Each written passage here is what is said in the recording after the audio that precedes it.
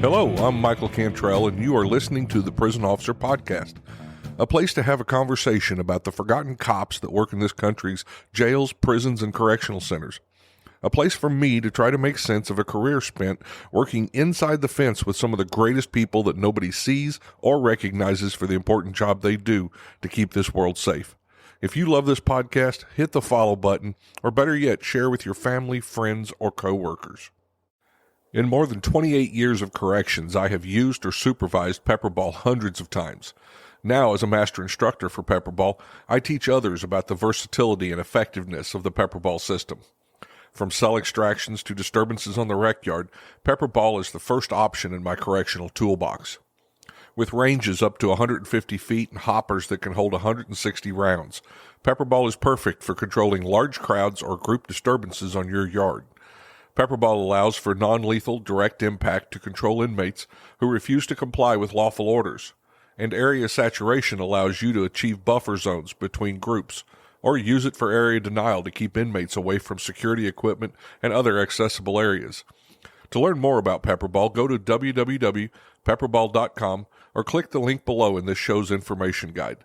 PepperBall is the safer option first. Welcome back to the Prison Officer Podcast. With terms like the Stockade or the Brig, most of us know military prison from the movies. Today's guest spent the first 20 years in the Army working in military corrections. Jeffery Fewell has since retired from the military and continued a career in law enforcement as a deputy sheriff, a correctional consultant, a professor, and most recently a warden. He is currently the warden at the Washington County, Pennsylvania Correctional Center. Welcome, Jeffrey. Welcome. Thank you. Absolutely. I'm glad to have you on the podcast. I want to talk to you about your whole career because it looks very interesting, but I don't think we've had anybody in here with as much experience in the military portion either. So maybe we'll spend some time talking about your experiences there. That's awesome, Mike. I always like to start at the beginning. So can you tell us where you grew up and what your childhood was like? Yeah, I grew up in Erlanger, Kentucky, which is just south of Cincinnati, across the river. Went to a Catholic high school. Got out of graduated in 1985 of high school, and then went to Northern Kentucky University for a year and a half, and then joined the Army in 1987. And so at first I was a military policeman. First duty assignment was in Germany, a place called North Point, Germany, which is a nuclear physical security site. We guarded 8-inch and 155 howitzer nuclear-tipped ammunition. Wow! During the Cold War, and so there was about 5 sites at the time in NATO that housed and contained about 100,000 nuclear-tipped ammunition. One site was a chemical site. And wow. I was there for 2 years. And then from there, I went to White Sands Missile Range in New Mexico. And I re-enlisted in corrections. Go ahead. So did you pick law enforcement? Did you pick to go into the military police, or was that something they gave you? No, I did. Okay. In the Army, you get a choice, and as an Army recruiter for 3 years, you get a choice, and so I did pick MP. It was a 4-year enlistment at the time, and I went to basic training in Fort McClellan, Alabama, which was open at the time. It's now closed, but still have a lot of people on Facebook that I was served with in that time. So what made you, when you re-upped, what made you switch over to corrections? Well, I met my wife. I've been married 32 years, and I met her, and we were deciding between military intelligence and corrections, and so I took, for whatever reason, it was a calling, I guess. I went into corrections. Okay. And my first duty assignment, as soon as I reenlisted, was Alaska. And so we went up to, back then in the Army, it was different. Most of the major installations had their own correctional facility. It's called CCF, Okay. Command Confinement Facility. And so I went back to Fort McClellan for training. And then it's called a Corrections Non-Commissioned Officer course. And it was about a month long for those that remember that. And then and that was in 1992. Okay. And then from there, we proceeded to Alaska. So how big a, what do you call it? You don't call it a brig. That's Navy. What do you call a? Yeah, it was, they call it a command confinement facility. The troops called it Charlie's Chicken Farm because it was, the acronym is CCF. You know how the Army's got acronyms. And the Army acronym is a CCF. Well, the troops call it Charlie's Chicken Farm. And so, which is Command Confinement Facility. And it housed mostly pretrial prisoners, they called them back then. Okay. They called your first name was prisoner, your last name was your last name. And so we had about 30 prisoners. They were awaiting trial under the Uniform Code of Military Justice.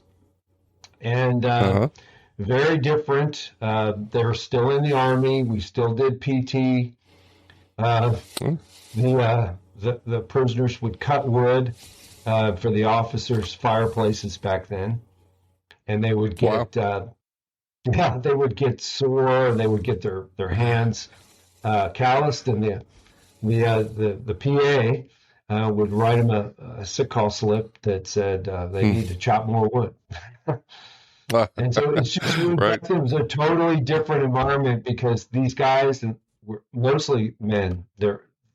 Back then, females were not as much in the criminal justice system as they are today, but mostly men, and still in the Army. When you walked in, they had to come to parade rest. When they had a series of lines, markers in the floor, they had to come up to the floor, snap to attention, say, "Sergeant, prisoner Fewell requests permission to cross the red line to enter the red box." If they didn't say it exactly like that, you were on that line for 3 hours. And so it was just a different environment. Very, very, very, very much a lot of discipline. Even at the United States Disciplinary Barracks, high level of discipline back then, back in the 90s. It's changed since then. Just like corrections has. I worked at USP Leavenworth, and a lot of our officers had put in time at the DB, disciplinary barracks, and then they'd come over once they retired and worked at the USP. And so I think they brought a lot of that with them. There was a lot of discipline expected at Leavenworth at that time. And I think that was brought over from those guys. Yeah, they told me stuff. They had even done use of forces to enforce haircut rules, where you'd go into the cell and... haircut was mandatory. Uniform inspections were mandatory. Cleaning, cell inspections. You still had... Now, a lot of that's changed, but back in the 90s, it was really, really big.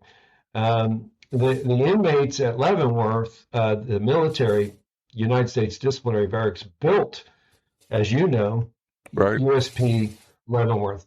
Beautiful facility, Shawshank Redemption style, which is the Pennsylvania model, here I am in Pennsylvania. Our old jail here in Washington is the Pennsylvania model. The Eastern State Penitentiary in Philadelphia, I visited that, which is Shawshank Redemption.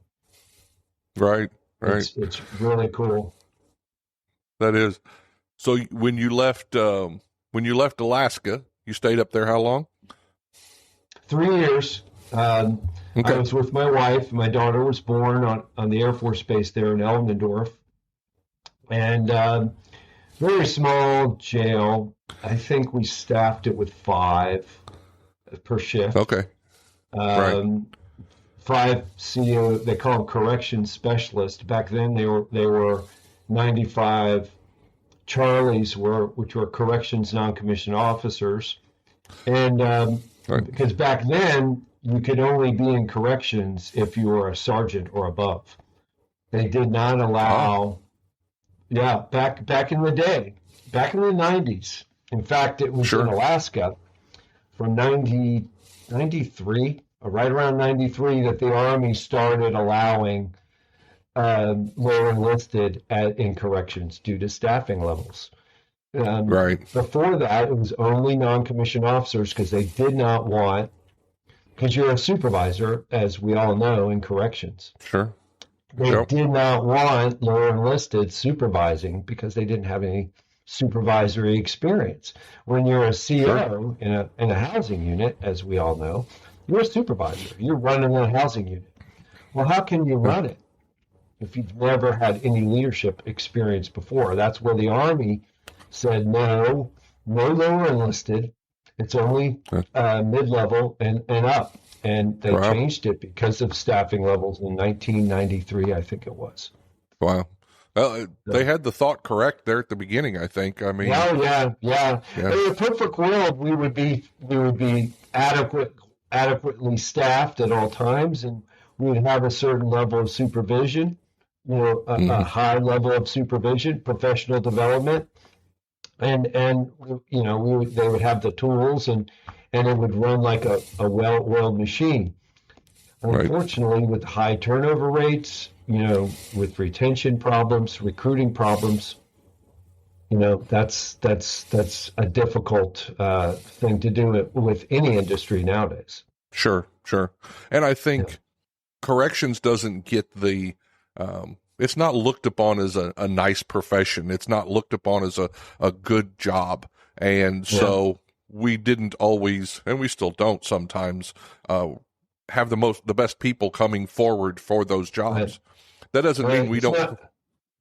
It doesn't mean we don't find great people who come forward, but I don't think that that's the first thing in somebody's mind is that they want to go work corrections. So we miss out on a lot. Right. I mean, it's exactly right. It's not sexy. It's not shiny. Mm-hmm. It's mundane at times. If things are mundane and boring, everything's running great. Yeah. It's when it's exciting that something bad just happened. Usually when there's excitement, something bad happened. So for us, it's really challenging to find that those kind of people that stay, because corrections is misunderstood. It's not sexy. It's not shiny. It's not It's a lifestyle, it's a culture, and it takes a certain kind of people. For us corrections professionals, it's really a challenge to retain who we have. We've got to have a good schedule. We've got to have good communication. We've got to take care of our people. Otherwise, the retention and the turnover rates are going to kill us, just like they have in the past, what's been decades now. Yeah. So you next went, where'd you go, Korea? We went to, from Alaska to recruiting command in Cleveland. I was an Army recruiter for 3 years, put in about 40 people. And then from there, I went to Korea. I left my wife and my 2 kids, because my son was born in Cleveland. Left my wife and two kids in El Paso at Fort Bliss. Mm-hmm. And then I went to Korea by myself for a year. Nice facility, services the entire peninsula. At the time, I don't know, there's 30,000 troops, United States military troops in the peninsula servicing that area. It was a nice facility. We had about, I'd say 20 or 30 prisoners. Okay. And it was in Pyeongtaek, which is Camp Humphreys. That was in 1998. Camp Humphreys today is the hub where it used to be Seoul, Itaewon. Now the troops have been moved south to Piontech. It's a nice facility. From what I've been told, they built a new one. So Okay. So, but same. Go ahead. Go ahead. I'm sorry. you're fine. Working as a correctional specialist and I'm learning more and more every day as I do this podcast about how corrections is global, and we all doing the same job, whether it's Australia or whether it's the United States. Was the job much different for you, or is it kind of the same job that you do when you retired and was working in Washington County? Is this I same think job? it's very much the same. It's the same. Okay. You're dealing with the same problems, the daily grind of maintaining a housing unit. I think that's the core of any facility, is the general population maintaining that housing, those housing units, and it's the same issues: food, medical, commissary. Hey Sarge, I need some toilet paper. Hey Sarge, I need a pencil. My telephone doesn't work. It's a barrage of problems, ankle biters, little stuff. But if those aren't taken care of, there can be, if he doesn't have he or she doesn't have a writing utensil, it could be a big problem when they're presenting for their criminal case. That's access to courts. If they have a serious medical issue and we're not addressing it, etc., the food's not good, so it's crisis management, I think, just daily, the grind, the crisis management, whether you're running a 20-bed or you're downtown in Pittsburgh, Allegheny County Jail, there are 3,000 bed. It's just the 20-bed has the same problems. It's just that you're going to multiply that by 20 when you go to a big facility. But it's the same stuff. Whether it's military or civilian, it's the daily grind of keeping the inmates, taking care of them. I mean, taking care of the staff too, because the staff are, the ratios in the military, they're 1 to 50. So there's one correction specialist, they call them correction specialists, to 50 inmates. Out here, it's 1 to 70. And I've been told down south it's higher than that. It's 1 to 100. So, but same. Interesting. Yeah. So you left Korea, went to the United States Disciplinary Barracks. Yep. Okay. So you spent several years there. 8 years. Yeah. I started out as a platoon sergeant. We had about a 25 soldier platoon that worked directly inside the walls. We would, back then, we would work 8-hour shifts, and it was continuous. Platoon sergeants not only are working inside the walls and performing work call and chow call. Chow call is really interesting when you're talking about, like at the USP, the mass movement, whereas in local jails, we don't have that. The chow comes to the inmate.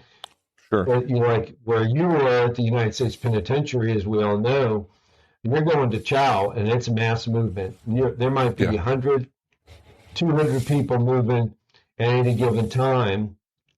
And it's pretty amazing operation when you have a chow call at the United States Disciplinary Barracks. Our chow hall, I guess, held between 2 and 250 inmates, which is about 2 housing units. And so we would call 2 housing units in. The inmates would go through the line, and they would hit the stopwatch at the last inmate that was served, and they would count 20 minutes.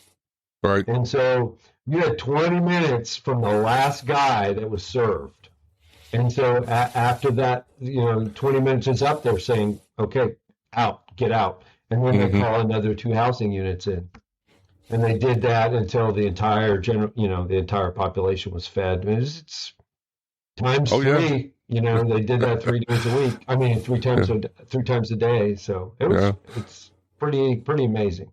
Yeah, takes up a big chunk of the day too. I mean, that's a couple hours to get everybody fed each time. Right, each time. Right. So tell me a little bit, and with you being the platoon sergeant, tell me about the day in the life of a correctional specialist, because not only do they have to go in and work a shift, they still have military obligations. So what does that look like? Yeah, they PT every day. PT is a big part of being a soldier. Good soldiers are physically fit. Training is another aspect of it. They have common tasks that they're responsible for. They get tested every year. Inspections are a big part of that. The inspection army was back in the 90s, but then it was replaced with the wartime army with Afghanistan, Iraq, and then most recently Syria. And so a lot of those inspections went away. Really, that was back in the TRADOC days of the 80s. And then came in the Army, big changes, because it used to be big on inspections. Sure. Not so much anymore, because you can kill a unit by inspecting them to death. If you're in a constant cycle of inspection, there's no time to rest, and you just burn out. But it's a typical day is PT. You go to guard mount, and you're inspected. Your uniform's inspected, haircut, personal appearance, attitude. They might even quiz you while you're in guard mount of some some questions of common knowledge in corrections or in the Army. And then you assume your post. You might be in a housing unit. And for those of you listening, you might notice that we had a little change, and that's because the internet kicked out on us while we were doing this interview. So I'm going to splice these two together, and we're good to go. So when we left, Jeff, we were talking about, your time at the disciplinary barracks in Leavenworth. So as a platoon sergeant, what were your daily activities there? What were you in charge of the most? The daily job of a platoon sergeant is to take care of the 20-some soldier platoon. You're in charge of operations for that shift. So each platoon is assigned a different part of the United States disciplinary barracks. For example, you might have housing unit soldiers deployed in the facility.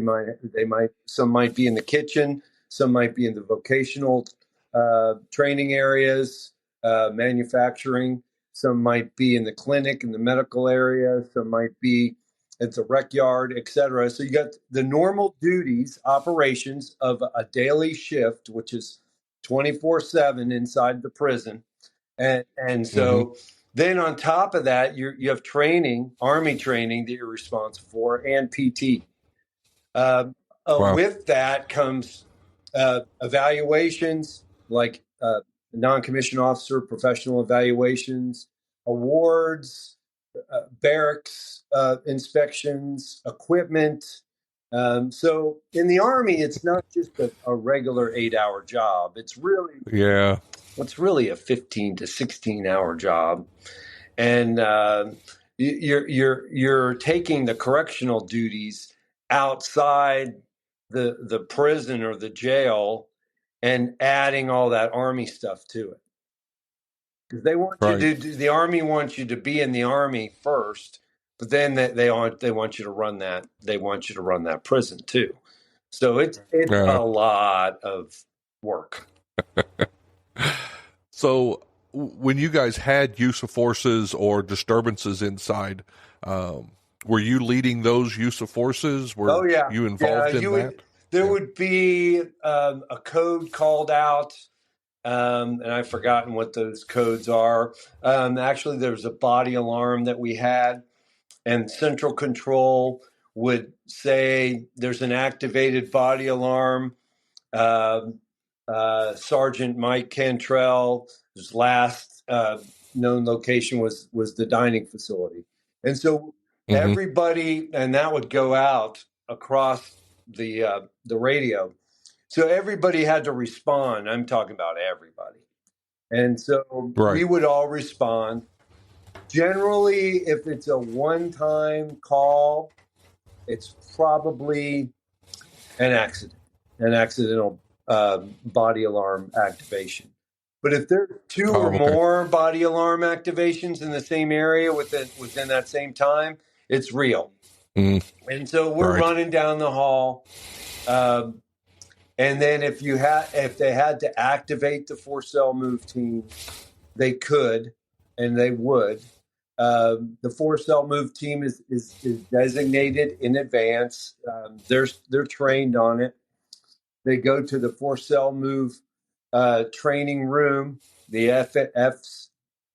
FCMT room. They suit up, and usually in corrections, there's some time.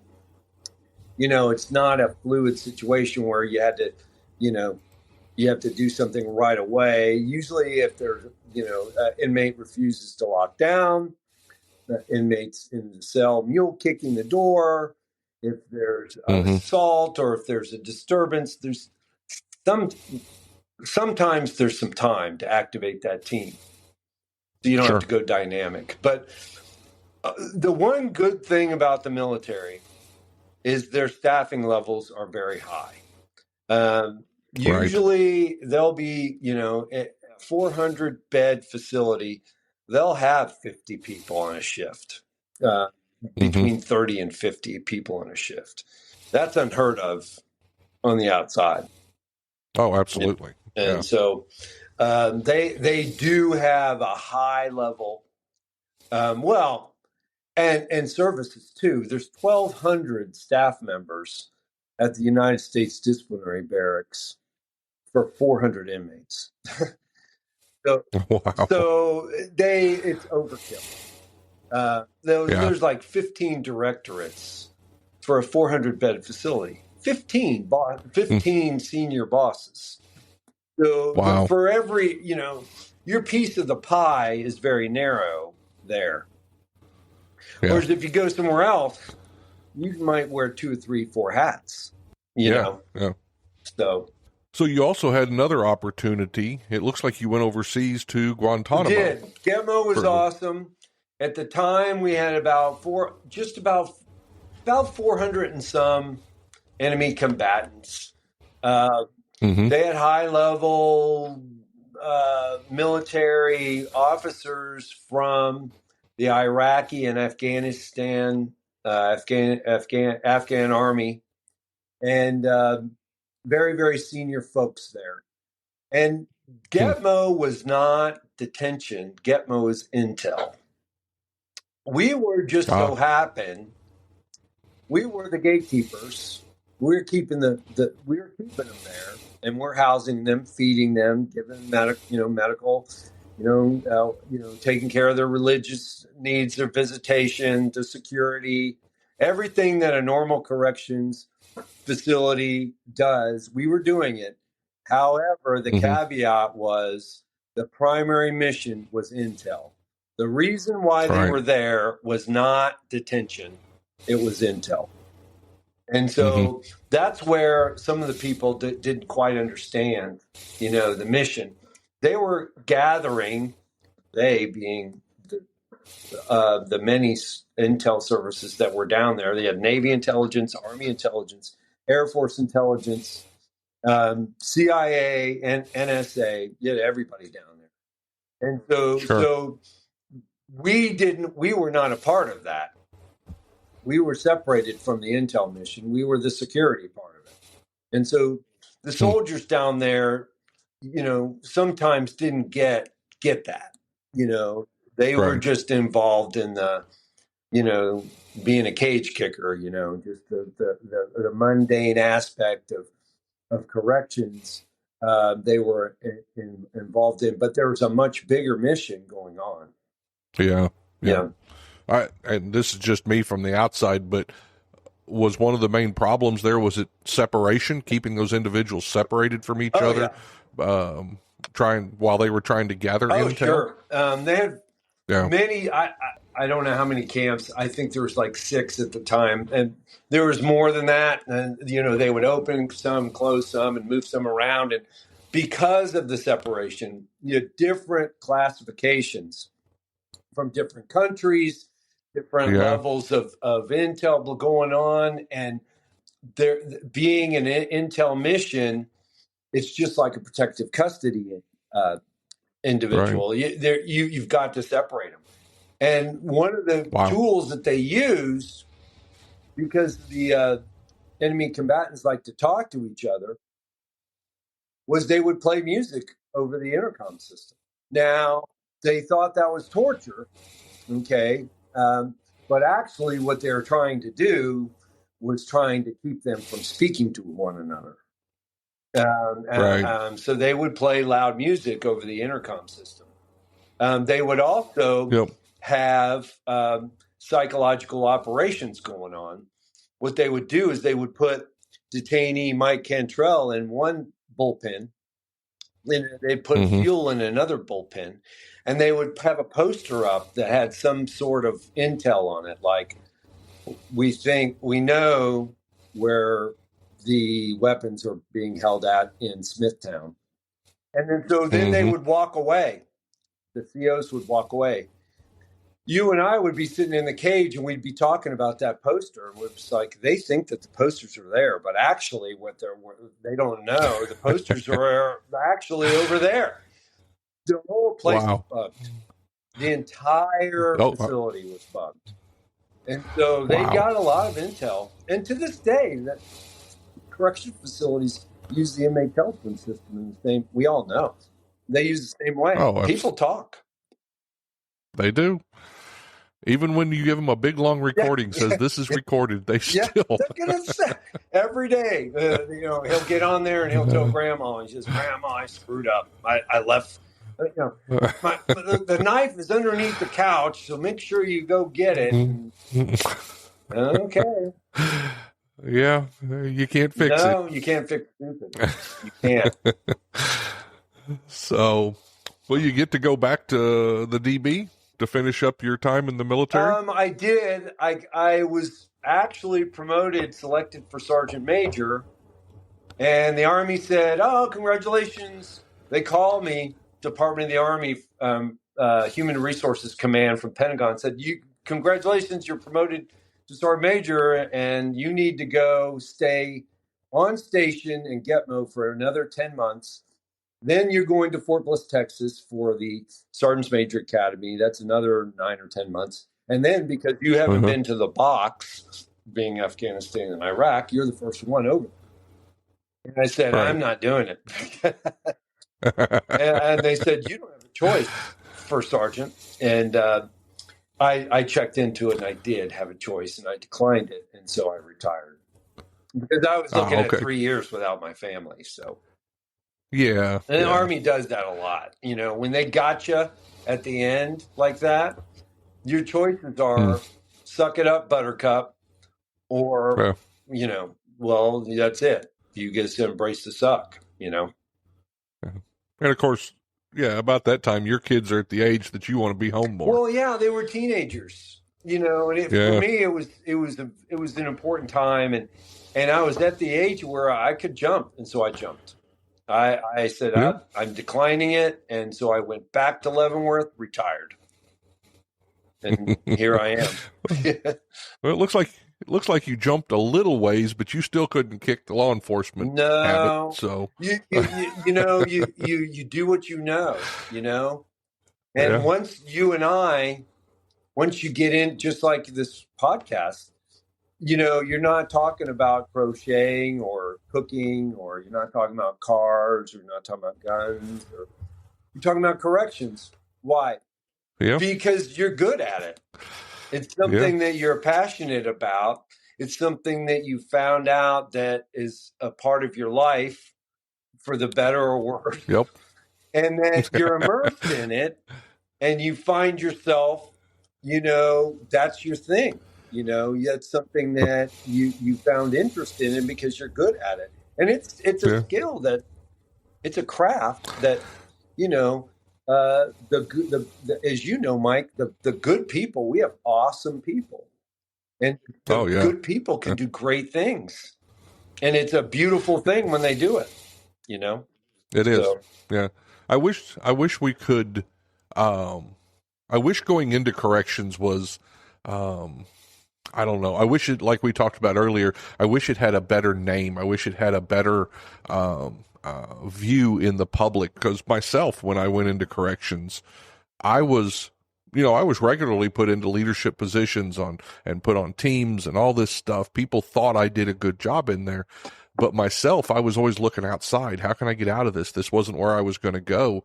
And it wasn't until, I don't know, I had several years in before I woke up one day and looked around and said, I'm good at this. I'm in. Yeah. So. And that's where we as corrections professionals sometimes fail because our culture, we eat our young, like a lot of professions do. We eat our young. It's all about, let's get to the business. And so we the culture is not promoting, we don't professionally develop and educate people very well. We're not educating our public like you're doing right now, which is very rare. The public has no freaking clue of what we're doing. And sometimes we don't care, but we still have to educate them. And then our own people. We've got to provide, we've got to have a culture where they're constantly learning and nurturing and promoting and growing. If not, yes, we have what we have. It's mundane, it's boring, and it's not for me. Well, it's because we've kind of made that bed, Yeah. And it's tough. Yeah, once you can grasp it, once you can understand that you are doing good, which is one of the hardest things for correctional officers to see. It's the profession that you can't finish 8 hours work and then look around and go, oh, I built that. You have to look on your way home and see, well, there's no crime out here on the way home. That's right. I helped be part of that, but it's not a visible, it's just not plainly visible to us what we do all the time. And the public, even though they are, and I've said this before, correctional officers are the least involved in having prisons. The public's the one that, voted in the legislatures who made the laws. The judges enforced it. The cops arrested them. And then at the end of the deal, they get given to us. Well, we had the least amount to do with putting that person in prison. But in order for everybody else to forget that they've got somebody locked up for 20 years, they kind of forget about us. And we've got to get around that. And corrections, like you said, has to quit being so hidden. We've got to be visible. When things happen inside, put a film on the, 6 o'clock news that shows what that inmate did to staff. We just don't ever do that. And you're absolutely right. That is one of the reasons why when I retired, I wanted to make people more aware of what goes on. That's what started this podcast. So yeah, it's life changing. Our industry is all service. We're serving each other. You and I are taking care of each other by trying to educate some folks, and then we're taking care of our COs, and then the COs are going to take care of the inmates, the incarcerated people. And they're going to come back. There are people that come back all the time and say, "You changed my life." Oh yeah. You always, Mike. You always get that inmate that says, "That jail was my time it saved my life." We hear it all the time. It was a safe place. It was clean. The food was okay. It was a time, I got my rest. It was and we hear it all the time. It's just that our story is not told. The public doesn't understand that. And quite frankly, some of the public wants bread and water. Well, that's not what we are. No, we're not hug-a-thug stuff. I'm not promoting that we upgrade our cable TV subscription. I'm not saying that. What I am saying Right. is you've got, these people are severely mentally ill. They're traumatized. They're addicted, and we have an opportunity to save their life. And if we don't, Yes. this is a huge opportunity. And at the very aspect of it, the humane side of it, I am a supporter of solitary confinement. We all know without it, it's going to be a circus. It's going to be unsafe. Right. There are certain people that cannot function in general population. You know who they are, and we all have met them. They cannot function in general population. There's no way. Okay. And so you've got to review them. And so these people that say, we need to get rid of solitary confinement. They've never walked a tear. Right. And we have to monitor it. We have to make sure we're doing it right. Yeah. But there's a percentage of that population. The public doesn't want them around us, and they're just as dangerous inside the prison around each other and around the officers. And themselves. And, they're going to hurt themselves. Themselves. Yeah. Sure. Now, I'm jumping ahead a little bit here, but as I was doing a little research for this program, where you're at now at Washington County, I ran across a deal where you're doing employed alternative sentences. And I worked at a work release camp where we let the guys go out and work and earn money and pay part of their restitution back and stuff. But that was it was one of the best programs I've seen while I've been in working in corrections. Can you tell me a little bit about what you guys are doing with this alternative sentences? Well, right now we've got two aspects of it. The FITS program is furlough into service. Well, basically, it's a selected, vetted population of men that, based on their sentence, and they're already sentenced. These aren't pretrial. These are sentenced individuals, and they've been vetted out, and so they are selected and work for community services. So they'll go out in the community and build a bridge, a wooden bridge in a park. They'll go and paint a school. They'll go and clean up, landscaping in the parks. There's so many hundreds of projects that they're engaged in every day, all year long, at no expense to the taxpayers, and they're supervised. That's the one big thing that we've looked at this. If you go straight work release, has a high vulnerability of drug addiction and falling off the horse. There's not that level of, there's got to be supervision. Otherwise, you're going to get there's a higher rates of failure when it's not supervised, just like anything. And so this program is supervised, and it's successful. And for us, I think that's the biggest thing. Just straight work release where I'm letting you out, that's going to be problematic because at that point you're very vulnerable. In fact, the statistics now are saying that the most people that are dying from opioids are the ones coming out of jail. Because, as we all know, they're used to taking dose X, and then they that's what they're normally doing. And then when they go to jail for 6 months or a year, and they get out and they go back to dose X, it kills them. And so there's high, and this is data, statistics. The opioid deaths, overdoses are very, very high after incarceration. So the point is, there's got to be supervision there. Right. It's got to be. Now, the work release program I saw in the state of Missouri, a quarter they made real wages. They made whatever everybody else made working at that company, but a quarter of that went to pay for their transportation and went to pay for the salary of the officer. Wow. Because one of them was, I think, the Hudson Food Plant, which was a turkey place where they processed turkey.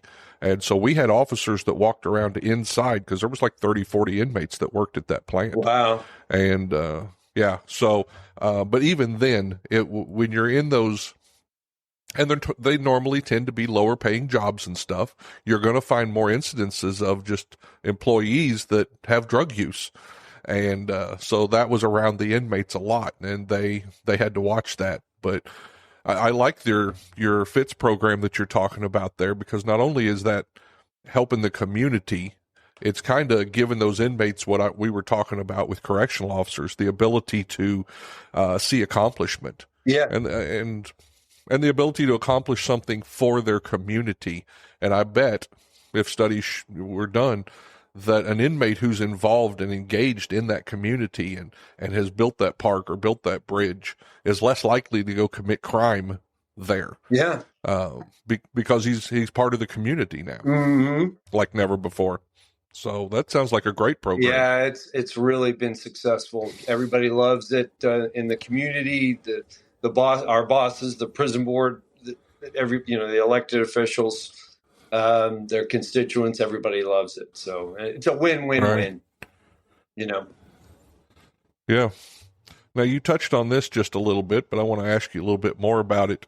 The old Washington County Jail. I got to see a picture of it on the internet. Oh, yeah. And built in 1896. Yeah. Are you around that? Is that open for tours? Is that part of... Actually, the adult probation parole and the courts refurbished it. So they're still using it for office. Okay. But it is fully functional. It's not a correctional facility anymore. It's probation and parole. And so it's right. Mostly offices. But yeah, you can go into the old jail, and they've done a great job in refurbishing it, because it's really nice. They've got real windows instead of and it's beautiful, historic building. And it's, we still have COs that have worked there because it was closed. It wasn't closed. It was, the inmates were transferred in 1996. And so, okay. It wasn't that, well, I mean, that's a long time ago, but we still have COs that worked in the old place. And cool. They have the stories of, the keys jingling and the heat, because there's no air conditioning back then.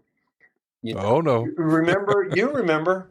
Yeah, remember there's no air conditioning. That's unheard of nowadays.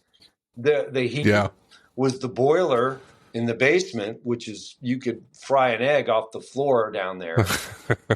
It's very, very smelly because of, because the air didn't circulate as well as they have the systems nowadays. And there's no air conditioning. It was it, And so it's very, very smelly. Not as clean. It's Shawshank Redemption is what it was. It's the old Pennsylvania model. And I guess they call it the modern day Bastille. Yeah. Like the Bastille in Paris. Yep. It's linear supervision is what the textbook calls it. Linear supervision means the cells are side by side in a line. And then, of course, the direct supervision, or the podular supervision, is what we have, where the cells face each other.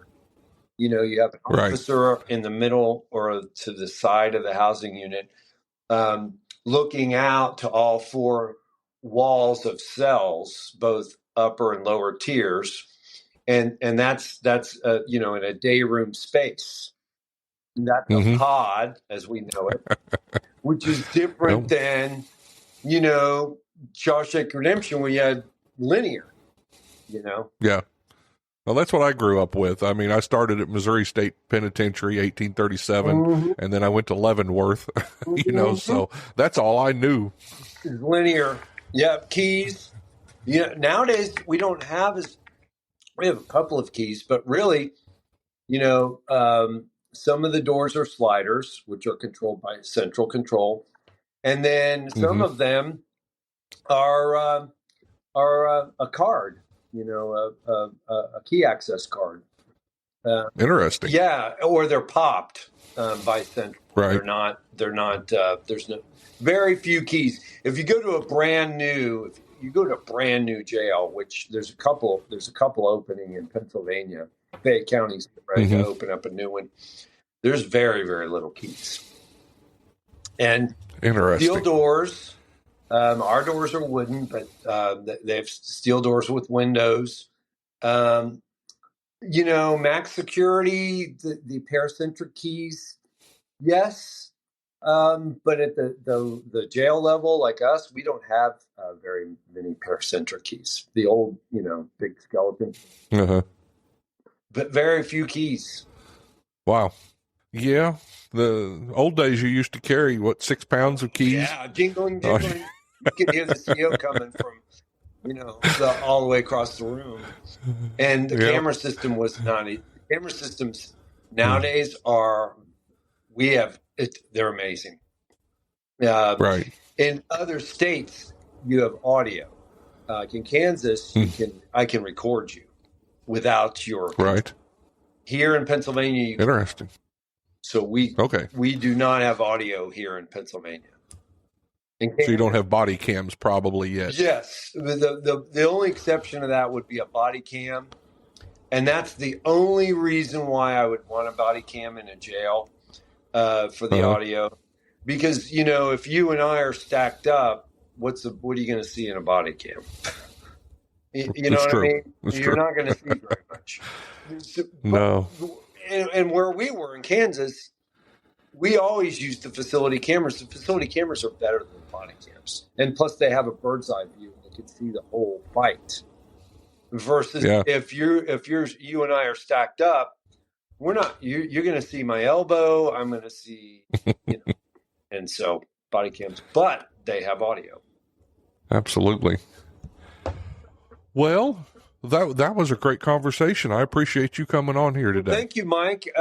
Always excited, corrections, for those people that are in it. We're in it for our hearts in the right place. We're in it to serve others and to hope that, that other people get the fulfillment and the job satisfaction that you and I have. Yeah. It's a great career. Yeah, people don't realize that, but it's huge. It's a wonderful career. It's a diamond in the rough, and it's a very welcoming industry for those people that are good at it. Corrections will it's a family. Oh yeah. That's how I managed to reach out to so many people. Yeah. No matter who I talk to, as soon as they find out you worked in corrections somewhere else, we all understand a lot about the other person. Yeah. And it's great. Yeah. Hey, if somebody wanted to contact you, where can they reach you at? My email is my first name, last name. So it's JEFFREYFEWELL at AT&T.net. You can also get me on LinkedIn at Jeffrey Fewell. There's an email address there. And you can also go to the Washington County, Pennsylvania website, and there's an email there. Okay. Well, thank you so much for being here on the Prison Officer Podcast today. And I look forward to maybe getting the chance and meeting you in the future. Yeah, come see us. I'll give that a shot. Hey, you have a great day. Take care, brother. If you enjoy these podcasts, the best way to support the Prisoner Officer Podcast is to share these episodes with your friends or family on social media. Let me invite you to visit www.theprisonofficer.com. If you haven't already, check out the Prison Officer Podcast on Facebook and click that little follow button. Or leave us a message, or better yet, leave us a review. And if you're listening to us on Apple Podcast, Google, or Spotify, please click the subscribe button.